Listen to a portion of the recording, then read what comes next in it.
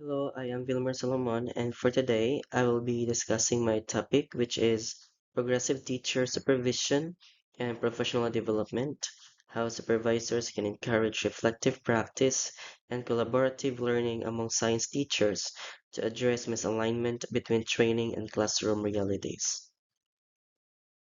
First is have the overview of my chosen philosophy of education, which is progressivism. Now, what is progressivism? It is a philosophy that's closely associated with John Dewey that emphasizes child-centered approach. So the trend of education today is not anymore teacher-centered, but it is already the child or learner-centered education. For in the heart of the teaching and learning processes is the learner.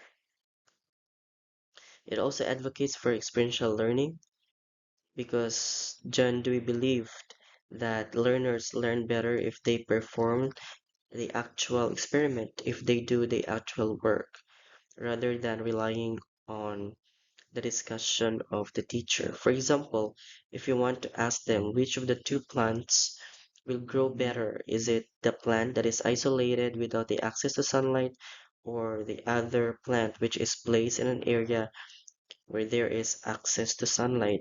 So by allowing them to perform the activity or the experiment, they can be able to provide the answer of your question. It also emerged as a response to the traditional educational practices, which are often rigid and focused primarily on rote memorization, because the traditional education rely mostly on memorizing like hundred of pages of concepts.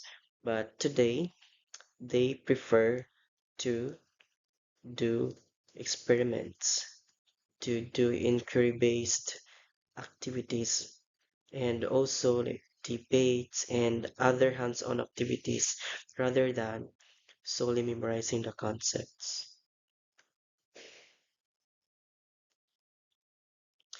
It also seeks to empower students, promote active learning, and prepare them for the challenges of the real world because the real battle of life in the is not within the four walls of the classroom.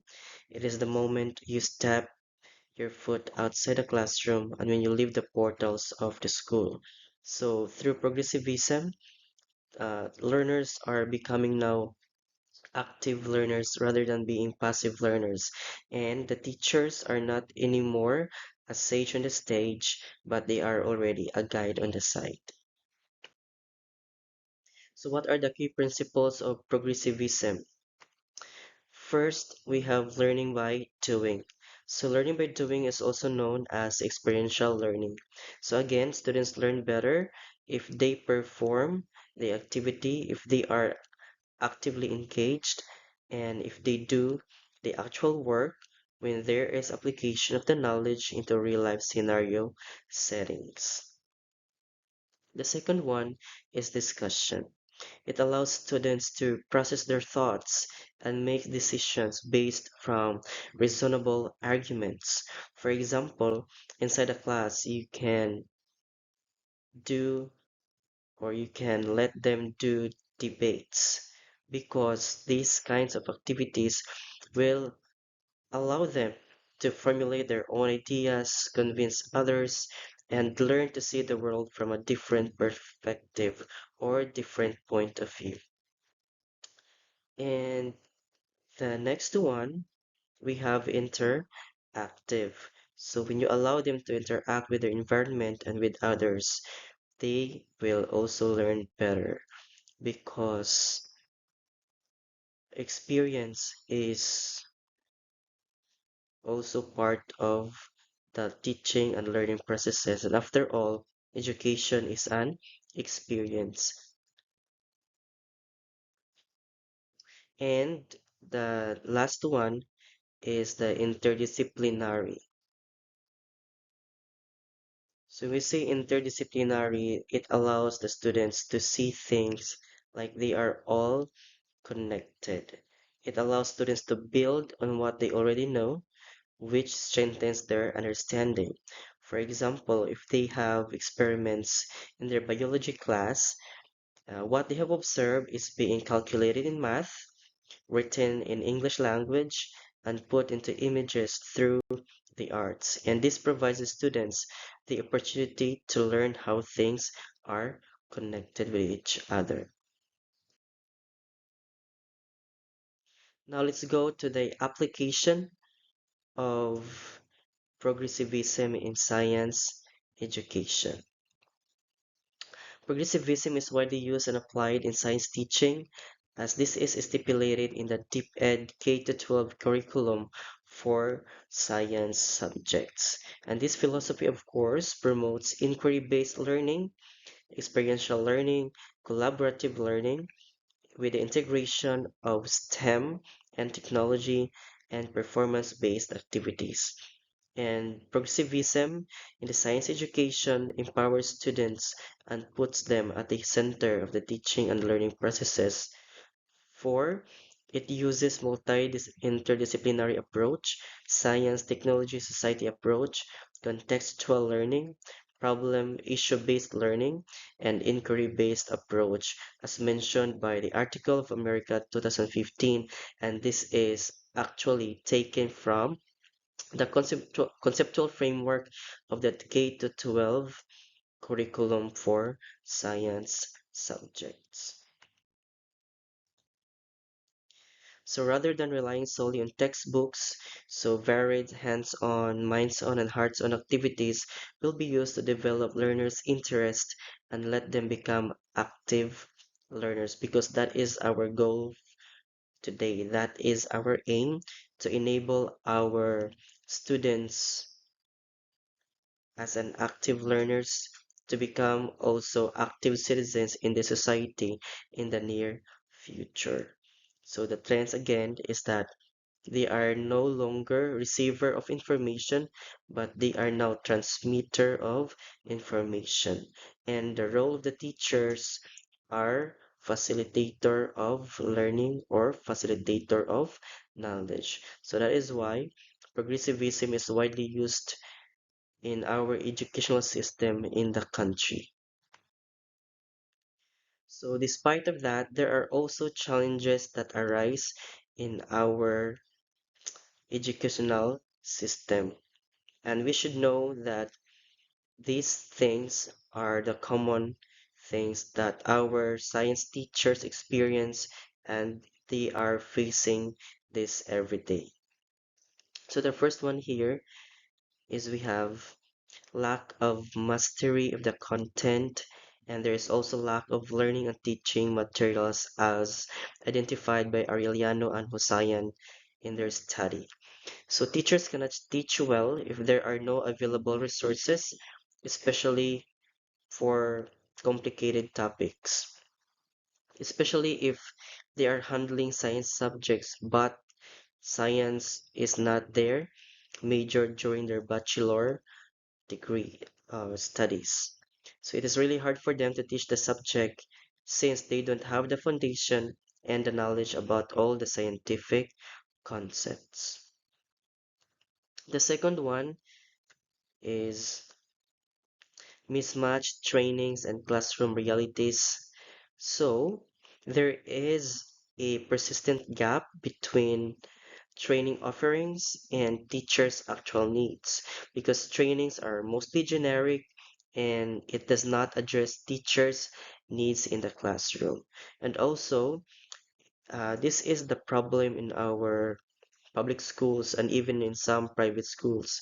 They are handling like large class size, like they are handling 55 to 60 students. And how can they cater all the needs of their students if they are handling such large number of students? So that problem must be addressed in order for our education to become holistic and effective.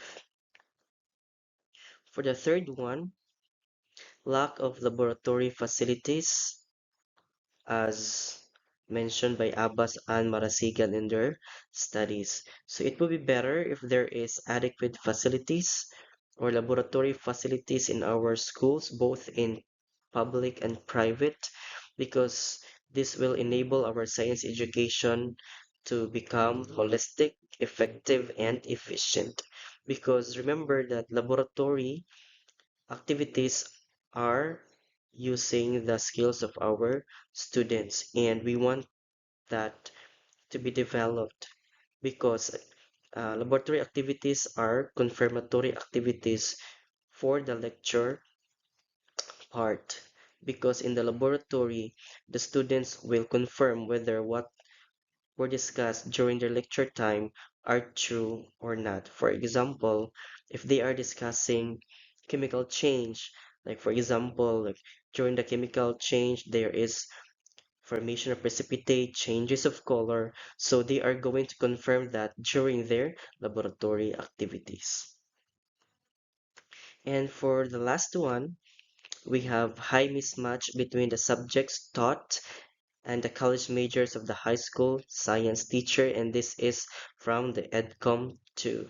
And it was revealed that 98% of physical sciences teachers and 80% of biological sciences teachers are teaching outside their specialization. So this is really a problem because how can they teach science concepts if they are not science majors? Or for example, if they are science majors, then they are not handling science subjects, like they are handling other subjects, for example, like Filipino, Araling Panlipunan, English, and mathematics. So it would be very hard for our teachers to teach effectively and efficiently if if there are mismatch between the subjects taught and their college majors degree. So if there are problems, of course, we are going to propose solutions. So these are the proposed solutions on what can supervisors do in order to address the mentioned challenges or issues. First, supervisors can do collaborative supervision because this will increase trusting relationships, promote a positive school culture, and empowers teachers to improve their own instruction. And of course, develop a shared leadership approach rather than an evaluator solely exercising power over them. The second one is supervisors can provide support and time for teachers to use reflective practices as part of their own growth and development. And this will enable the teachers to grow by using supervisory techniques that embrace and support reflective practices. And for the third one, provide clear communication and subject specific feedback as mentioned by Waninga et al. In their study. So all the proposed solutions are research-based from Miller and Waninga et al. So for this one, it is very important that there is a clear communication between the supervisor and the teacher, and of course, feedback. Giving feedback is very important because this will let the teachers know what needs to be improved and what needs to be sustained on their teaching practices. And for the fourth one, empower teacher autonomy and foster innovation. This is also very important to motivate our teachers, to encourage them to do their best, and of course, to practice innovative practices, especially if they are handling science subjects or laboratory subjects. Because again, one of the problems that there is lack of laboratory facilities. So if there are no accessible resources, so it would be better if they will design innovative practices. So for example, if there are no materials needed that are available in school, maybe they can devise a plan on how to perform the activity. So for example, if they are testing acids and bases, and if there are no available assets and bases in the school so they can let or allow their students to bring substances, for example, shampoo, soap, vinegar, water, and then out of these substances, they are going to test which of these are acids or bases, for example. Then the fifth one, provide support for inquiry-based instruction, foster reflective practices, and promote sustained teacher development. We can also, the supervisors can also let their teachers attend seminars and trainings in order for them to be equipped with the necessary knowledge and skills in order for them to become effective and efficient science teachers. And the last one, the supervisors can share his or her strong content expertise, so interpersonal skills and the ability to cultivate a culture of continuous improvement among his or her teachers. So this is also one of the best solution wherein the supervisor will facilitate, will teach his or her subordinates, especially the science teachers, share his expertise so that the supervisors will not look like purely supervising or playing the role of a boss or a manager.